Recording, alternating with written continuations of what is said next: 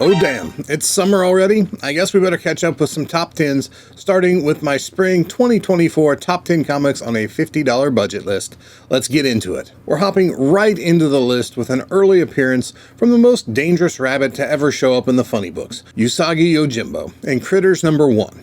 Stan Sakai's Usagi Yojimbo started out bouncing around between a couple of titles before finally finding a home in his own self-titled series a year after Critters #1 hit the stands. After making 3 appearances in the Albedo title, Usagi shows up here for just his 4th overall appearance. Additionally, Critters 1 is the first appearance of the Rhino Bounty Hunter Gin or Jin, I don't really know how to pronounce it, so forgive me for that one, who debuts in this 10-page Usagi story. Critters was a modern, funny animal anthology series featuring a few short stories from different creators in each issue. The Usagi story was written and drawn by creator Stan Sakai, and the issue features cover art by Joshua Quagmire.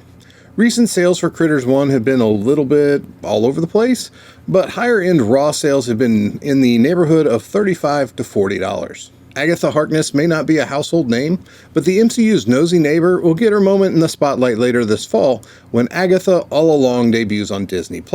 So, here in the number 9 spot, let's conjure up an Agatha Key issue with Fantastic Four 110. This issue is most widely known for a psychedelic color error that left some copies looking like a blacklight poster that you'd find in the back of a Spencer's Gifts, just beyond the unmentionables. Unfortunately, due to its wild appearance, that version of the book far exceeds our budget here. Despite having to settle for the normie version of this book, it still has some significance as Fantastic Four 110 features the first cover appearance of Agatha Harkness. Hitting the stands just a few months after The King left the title, this issue's creative team consisted of Stan Lee as the Wordman and John Buscema on the art. Recent sales have been pretty affordable, with multiple very fine copies selling for between $23 and $40. Bids have been few and far between, so track down an auction for a copy of this one and see how cheap you can nab it for. A new Batman for a new time needs a new bad guy, and in the number 8 book, Batman Beyond #3, we're at ground zero for the first full appearance of Blight, Terry McGinnis's radioactive nightmare. I recently spent a little time on Max playing catch-up on Batman Beyond. I was of the Batman the Animated Series generation, and I'd moved on to other things by the time Batman Beyond hit the air. The tie-in comic series hit the stands in early 1999, and things went just how you'd expect them to. Issue 1, you introduce the lead and some major supporting characters. Issue 2, you dip your toe into the plot and tease the bad guy. And here we find ourselves in Issue 3, where we get a full introduction of the series' big bad, Blight. Blight is an interesting mashup of like the Kingpin and Dr. Phosphorus. He's a powerful and shady businessman who doubles as a human glow stick. The creative team consists of writer Hilary Bader and artist Rick Burchett on the interior, while animated Bat legend Bruce Timm provided the cover art. Recent sales of upper VF or lower near mint range copies have been in the neighborhood of $40, leaving you with just a little bit left over in your comic budget if you decide to pick one up. Anniversary issues are great. It's always nice to look back at your origin story. Maybe you get a double-sized issue or some sort of fancy cover. Other times, to celebrate your 200th issue, you get a chance to fix your original mistake once and for all. Okay, maybe that's a dark way to interpret the plot for Amazing Spider-Man 200, but it's our number 7 book all the same. The Spider and the Burglar, a sequel, as the story is titled, brings Spidey face to face once again with the burglar that killed Uncle Ben all the way back in Amazing Fantasy 15. Cover dated January 1980, by the time the issue wrapped up, the burglar would be as dead as disco, courtesy of the Marv Wolfman and Stan Lee script and Keith Pollard and Jim Mooney art, which was wrapped in a classic John Romita cover. The best part about this issue is that it's not a budget killer. In fact, you can get a really nice copy of ASM 200 for our $50 budget. Even earlier this month, a CGC 9.4 sold on eBay for just $35.55. That's a heck of a buy. Sales have been pretty inconsistent, so find a copy that you like and give it a go. I'd cap it around $40 for a really nice raw copy though. There are enough of these things out there that you don't need to get in a hurry about it.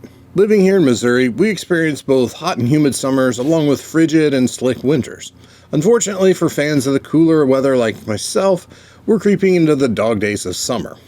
For our number 6 book, We're going to ignore all that and dream of cooler temps with Frozen #1 or no number, whatever you want to call it. Say what you want, nothing was bigger than Frozen in 2014 and 2015. It was everywhere, and no matter how hard you tried, Let It Go was inescapable. Our neighbors to the north, how fitting, at Joe's Books, sprang into action and released a comic book adaptation of the Disney smash in January 2015. The story was adapted by writer Alessandro Ferrari, and the cover and interior art were provided by Massimiliano Narciso, whose name I'm pretty sure I just butchered. Sales for high-grade raw copies have been going for between $30 and $45 recently, but if this is just a box you want to check for your collection, VF range copies can be snagged for less than you can feed a couple of kids for at your neighborhood McDonald's right now. One word of warning though, there are a lot of naughty Frozen comics that are going to pop up on your eBay search for this one. So if you're collecting with your kids, save yourself an awkward conversation and research this one on your own. This one may not be your cup of tea, and you can give it a frosty reception if you want to. That's fine, the cold never bothered me anyway. Buried amongst fights with a kingpin, an order of ninjas, an unhinged assassin, there are issues of Frank Miller's Daredevil run that unfortunately tend to get overshadowed by the keys. Our #5 book shines the light on one of these unsung issues, and it may be my favorite cover in Miller's entire run. Smashing its way into the top half of the list is Daredevil 163. The layout Miller uses here isn't anything new. We've seen it used many times before, even back when this issue came out at the beginning of 1980. The first issue that comes to mind when I think about this design is Avengers #1, but Miller goes the extra mile and gives us this great Hulk shadow at the end of the alleyway. Despite the fact that that's not really how light works, but it still looks pretty cool. At this point in the run, Miller hadn't taken over the writing duties yet, and this issue was written by Roger McKenzie. Sales for this classic hero versus hero issue have been pretty decent lately, with VF or better copies regularly selling for $35 to $40. Frank Miller's Daredevil run is a great example of a comic book collecting side quest, and it makes a great addition to pretty much every comic collection. So if you're in a rut and you're trying to come up with that next thing that you want to hunt for, give this one a look. When your superpower is to go really fast, it's only right that you have a villain that also goes really fast, and then that way you can have really fast battles and stuff. Thank you. I hope you enjoyed my incredibly detailed summary of our #4 book, Flash 323. All jokes aside though, the fastest way to ruin your wedding day is to have your arch nemesis break out of the void that he's safely been trapped in just moments before you say I do. Such is the case here in the July 1983 issue of The Flash. Featuring cover and interior art by DC legend Carmine Infantino, this Carrie Bates story gives us another classic face-off between Zoom and Barry Allen. Recent sales put high-grade raw copies of this one typically between $25 and $30. That said, some have gone for far less, and some have even gone for more. Flash 323 is an example of a book that you're going to want to look at very closely. The cover's black background is primary territory for color-breaking spine ticks. Even with 2 upcoming MCU movies that are likely to feature the Winter Soldier, values for his earliest appearances are as low as I can ever remember them, all the way back to when the character debuted in 2005. So, if you were priced out on Winter Soldier keys, it may be time to give them another look. And let's start with our #3 book, Captain America #14. Let me just start off by saying that you probably know this already. Ed Brubaker and Steve Epting's Captain America Volume 5 run that began with the January 2005 brand new Captain America #1 is hands down one of my favorite creative runs of the last 20 years. Even if you don't feel like picking it up in single issues, find yourself a copy of the trade paperbacks and give it a read. It reads like a spy novel, and it made me care about Captain America for the first time ever as a comic reader. The first thing that you're going to notice about Cap 14 is that the cover is a mashup of new and old. You have an Epting-drawn modern-day Cap and the Winter Soldier. They're squaring off down at the bottom of the vintage cover on the top, which is Captain America Comics #27.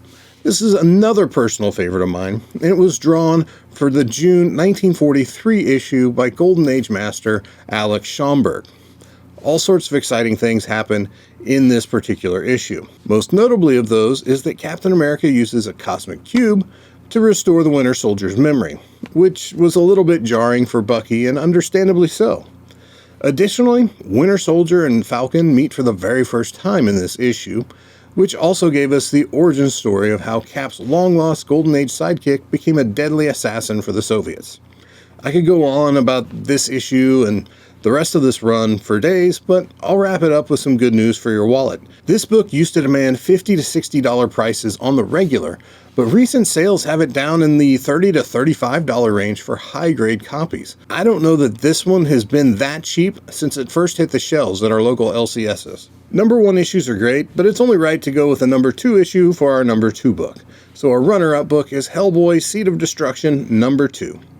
So much of the talk about Big Red seems to focus on issues like San Diego Comic-Con Comics number 2 or Next Men 21. I've even talked about this mini-series first issue before, but the fact is that despite those earlier appearances, a lot of the story of Hellboy was yet to be told. It's hard to imagine Hellboy without Liz Sherman and Abe Sapien, but it wasn't until Seed of Destruction 2 that these two debuted, making this issue arguably the second most important Hellboy book out there in my opinion. This April 1994 issue from Dark Horse Comics also included a Monkey Man and O'Brien backup story from Arthur Adams. I can find countless copies of any Hellboy story other than Seed of Destruction, which is really a bummer because this is a miniseries that I would love to add to my PC one day. Thankfully, this issue is still fairly budget friendly, with recent sales that range anywhere from $25 to $45, with some outliers both high and low, including this really crispy example that sold for $95 earlier this month on eBay. Oh, how the mighty have fallen. But if you missed the boat a few years back, your wallet may be thanking you. Topping the top 10 comics on a $50 budget list for the spring of 2024 is Moon Knight number 1. Remember a few years back, Moon Knight was the hottest ticket in town. Werewolf by Night 32 was going crazy, then Marvel Spotlight 28.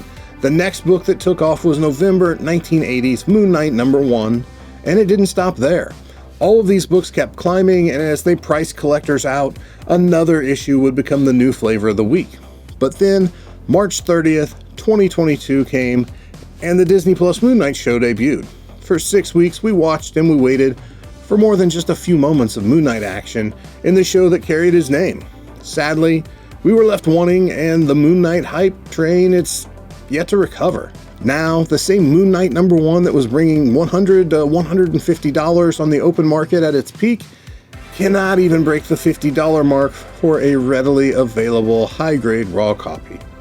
There's been some glimmer of hope recently as speculation surrounds Bushman, who made his first appearance in this issue, amid rumors that the character may play a large role in a second season of the Moon Knight show. Personally, I'm just hoping for some Moon Knight in the second season of that Moon Knight show, but we'll see what happens. Thanks for your patience with me on the spring top 10s. The summer months are peak season in my real world job, and that coupled with a visit from the plague that had the whole house out of commission for over a week really knocked me off schedule, but we'll definitely get all the lists in shortly. In happier news, I recently got to hit up one of my oldest honey holes with some friends, and I had another great pick there. You've probably seen some of the stuff on Instagram. If not, check that out. And as well as that, I was able to pick up a really fun vintage toy collection locally that was full of great original run TMNT figures, Biker Mice from Mar figures, and more. It was really cool. Comics are clearly my main focus, but I can't tell you how much I enjoy sitting down with a fresh toy collection and sorting and matching up all the figures and accessories. I'm sure that sounds like hell to some of you, but for me, it's one of the most relaxing things in the world. Bagging and boarding comics seems like work, but sorting toys and accessories still seems like fun for some reason. We have a couple of show dates coming up later this summer. First up, we will be back in St. Louis for the July 28th Shrewsbury show, where I plan on breaking out the good stuff for the first time in St. Louis this year. So be sure to come by and check that out. Next up, we have GarageCon over in the Kansas City area on August 10th. This will be my first GarageCon, but it's a show I've wanted to do for a while now, so I'm really looking forward to it. If you're in the area, I hope to see you at one of the shows. I know it's been crazy hot out there lately, but I hope you've still been able to get out and do some comic hunting. I'm going to call it here, and I'm going to go ahead and get started on the next Top 10 video. Collect responsibly, and I'll see you in the next one.